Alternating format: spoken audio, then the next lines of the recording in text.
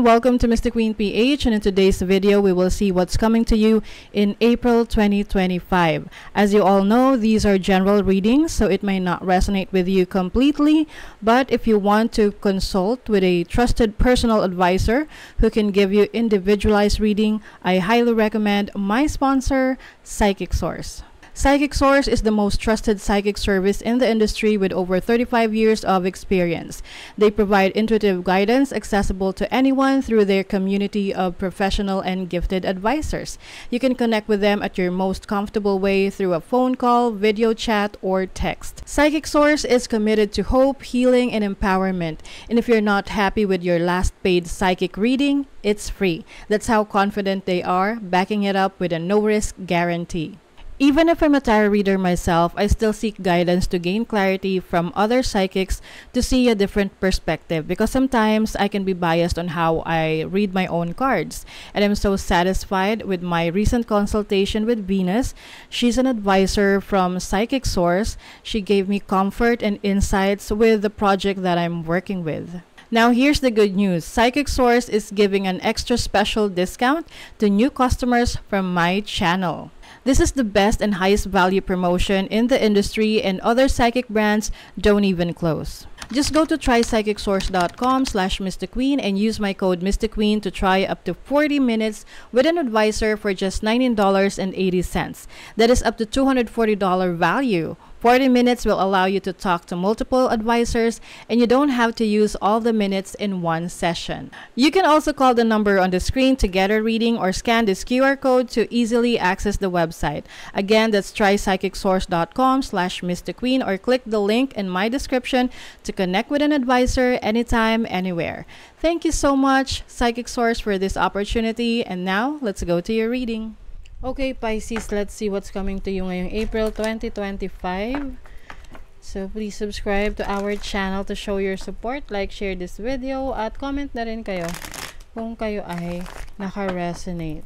So, let's see anong parating ngayong April 2025. For Pisces. So, this is your overall energy, possible challenge, opportunity, your focus, your blessing. Bottom of the deck is 8 of Pentacles.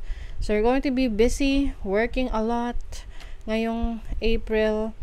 Maaring meron kang project talaga na very inspired ka. That's why you are really focused on creating more money, creating abundance in your life. You have the Justice card. So, bringing balance in your life. Pwede kasing yung mga nakaraang buwan, medyo relax ka lang, or hindi ka masyadong naging productive. So, ngayong April, babawi ka. Gusto mo ngayon mas maging productive, merong mas maraming katuturan yung iyong ginagawa, mas marami kang income. So, your overall energy is the Temperance. This is about, bringing balance into your life. This is also healing, putting things in moderation. So, kung medyo napagastos ka ng mga nakaraan, ngayong April, kontrolado mo yung iyong gastos. Maari ring focus ka rin sa iyong kalusugan. Lalo na kung nagsastruggle ka ngayon sa health mo.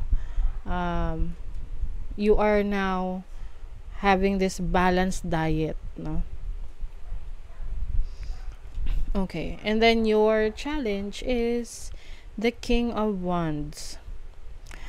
Maaring magkaroon ka ng challenge sa travels mo, no? Pwedeng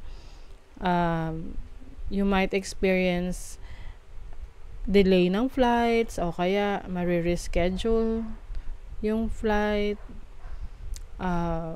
Pwede ring yung iba sa inyo, meron kayong ipupursue na project or business na maaring merong hindi ka makasundo para doon sa project na yon. So, the challenge is to be more open when it comes to discussing things, para mapag-usapan kung ano man yung problema. And then, your opportunity is the Hermit. Alam nyo, labas ng labas to sa halos lahat ng reading, no? So, this makes sense, no? Lalo na sa, if you are a Catholic. Kasi, syempre, April is the month of Holy Week. And Holy Week is about self-reflection. Diba?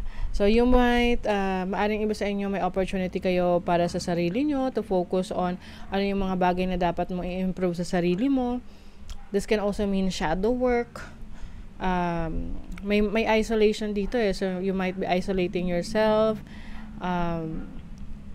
maaring reassessing your needs, and then your focus is judgment. So as focus, this is about reinvention ng sarili mo. Maaring meron kang mga changes na gagawin, may bago kang path na ipupursue, tatahakin. I see you leaving a situation, pwedeng leaving a toxic career, leaving a toxic relationship para sa bagong ikaw. And then your blessing is the Page of Wands. I think the more na nag-explore ka, the more na open ka sa mga bagong experiences, mas maraming blessings na darating sa'yo kasi marami kang nadidiscover about yourself, about your career, about kung ano man yung interest mo. Pwedeng meron ka ring blessings of vacation or travel ngayong April. Just make sure na planado mo siyang maigi kasi kung medyo magiging pabaya ka, pwedeng may makalimutan kang gamit or yung passport mo kung this is an international travel. What is Temperance? The World. Uy, achievement. Some of you, maaring merong na-delay na travel sa inyo na ngayong April siya mangyayari. Or kung ikaw ay nag-a-apply sa abroad at hindi mo nakukuha yung resulta na gusto mo nung mga nakaraan, ngayong April siya darating. This is also you starting a new chapter ng buhay mo. Kasi merong natapos. So, maaring meron kang natapos na project or para siyang chapter ng buhay na natapos. Tapos, another chapter is going to start. What is the King of Wands? Three of Pentacles. Yeah. Ito yung sinasabi ko sa inyo. If you are meron kang kasama sa mga projects mo, you have to be collaborative na tipong maging open ka rin sa ideas ng iba or pakinggan mo rin yung sinasabi ng iba kasi pwedeng magkaroon ng misunderstanding, especially if this is about your work, your job, your business. You have the Moon. Wow, Pisces, you're going to connect to your higher self. You have the opportunity to be more spiritual ngayong April. I think you are doing a shadow work parang you are facing your emotions. Ito yung mga bagay na hindi mo inaddress sa sarili mo na parang binaliwala mo lang, pero sa totoo lang nandyan pa rin yan sa'yo na kailangan mong ayusin, kailangan mong maintindihan. Mga emotions na pinipili mong wag harapin. Halimbawa, may galit ka, may sama ng loob ka sa isang tao. Hindi mo yun ina-address, hindi mo pinag-aaralan bakit mo nararamdaman yun, saan nanggagaling yun, or hindi mo kinakausap yung tao na meron kang sama ng loob. So, kumbaga parang siya, unhealed. So, for you, Pisces, you are also going to do healing. Yung healing na yan, ikaw mismo yung mag-i-initiate para sa sarili mo. That's why you have this focus of reinventing yourself. Wow, the Tower. It's like releasing the old, embracing the new. Transformative para sa'yo ang April. Page of Wands, Ten of Wands. Marami kang gagawin. Very busy ang April for you. Sometimes you will feel na nakakapagod. Pero, you have to be grateful kasi blessings yan. 'Di ba? Let's say, marami kang inasikasong customers. 'Di ba nakakapagod yon? Pero, blessing yon kasi mas marami kang kita. Okay? So, look at the brighter side. TikTok. By the book. So, maaring meron kang pag-aaralan, no? Bagong konsepto or bagong interest mo. I think this is a short course, pwedeng online course. Someone is also going to mentor you.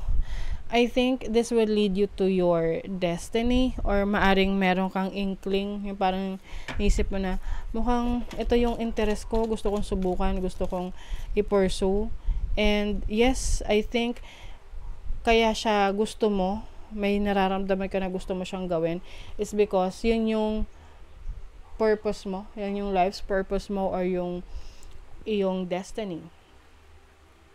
Persevere and you will overcome problems. Yes. Kung gagawan mo ng paraan, syempre, may solusyon yan. Take care or there will be a loss of material wealth. Mag-ingat pag-ingatan mo yung mga gamit mo, no?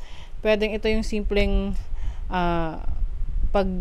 pagiging aware sa paligid mo, na minsan kasi careless yung iba na bahala na, ganyan, pag naglalakad ka sa kalsada.